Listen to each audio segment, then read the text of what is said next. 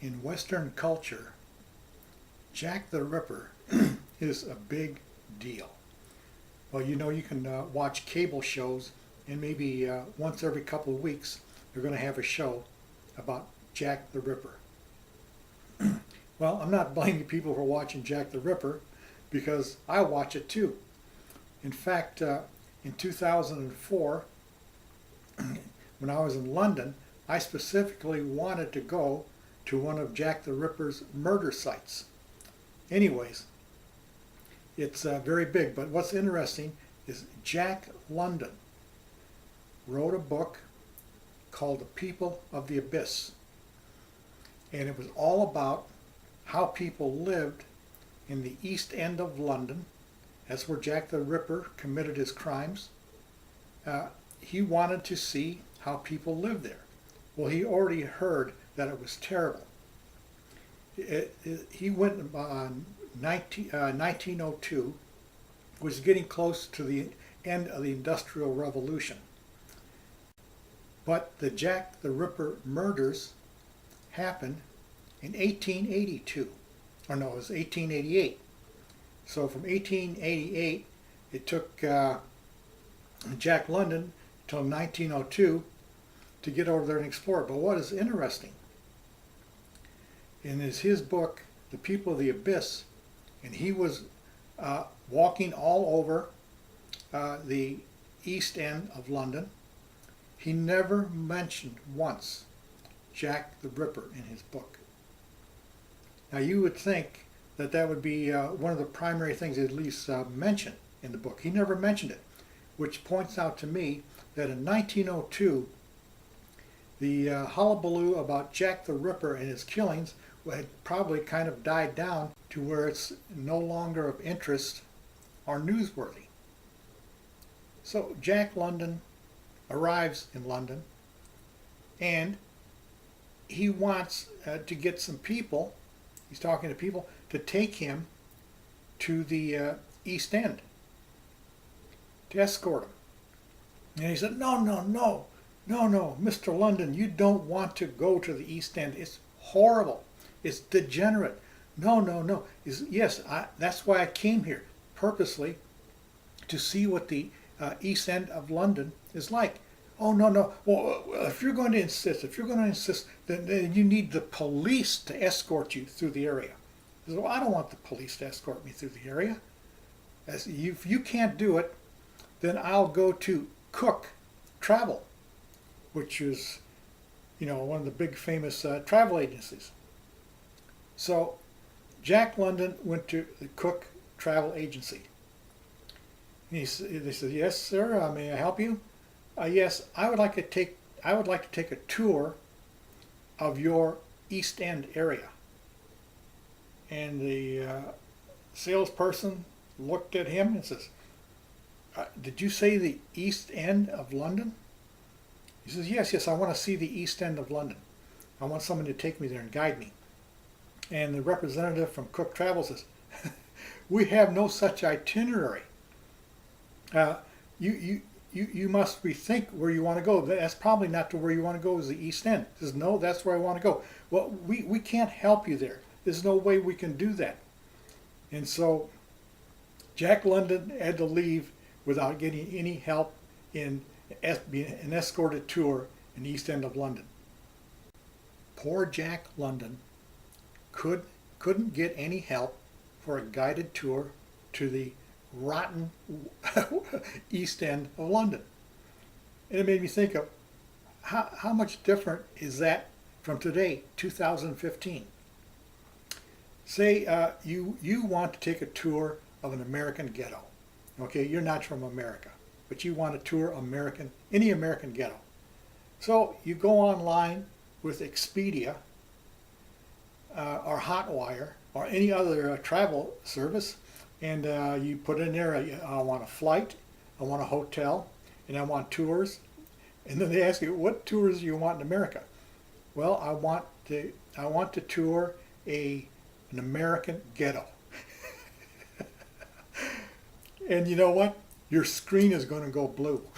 You're not going to get any return on any tours were touring the American ghetto. In fact, one tour company in New York City tried to promote tours to ghettos in New York City, and the whole town and the council and everyone and the mayor jumped on him and said, "What do you want to show that horrible stuff for?" And they made him close it down.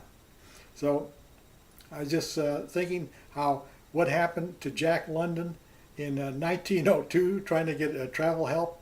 Well, you can still have that problem today in 2015. Jack finally got to the East End of London, but this is how he had to go about doing it.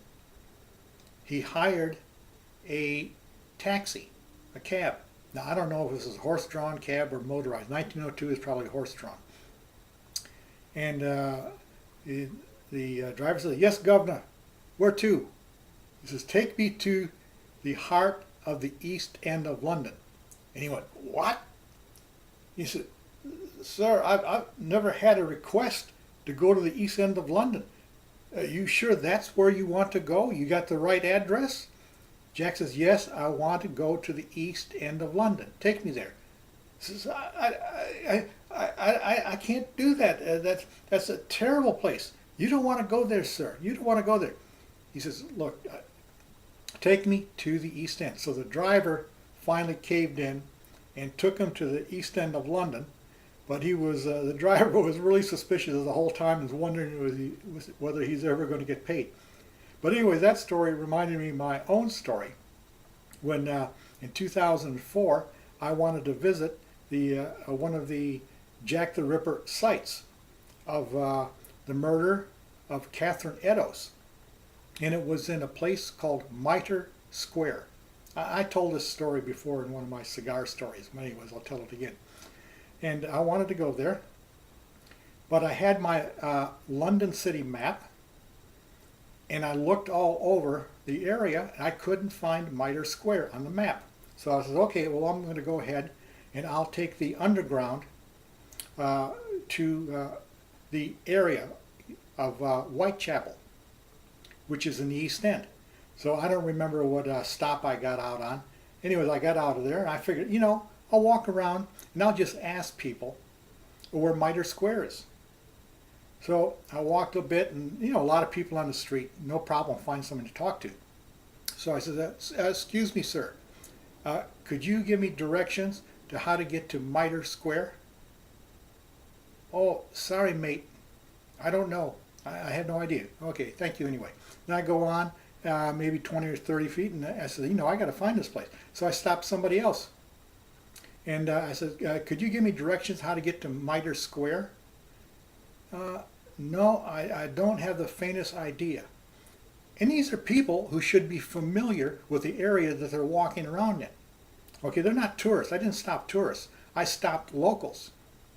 So finally I gave up. I said, I'm not going to get any information out of these people. They don't know. So I saw a couple of bobbies, cops, standing on the street talking to each other. And I go up there and I says, "Excuse me, could you help me with some directions?" Of course, sir. How can we help you?" And I said, "I would like to go to Mitre Square."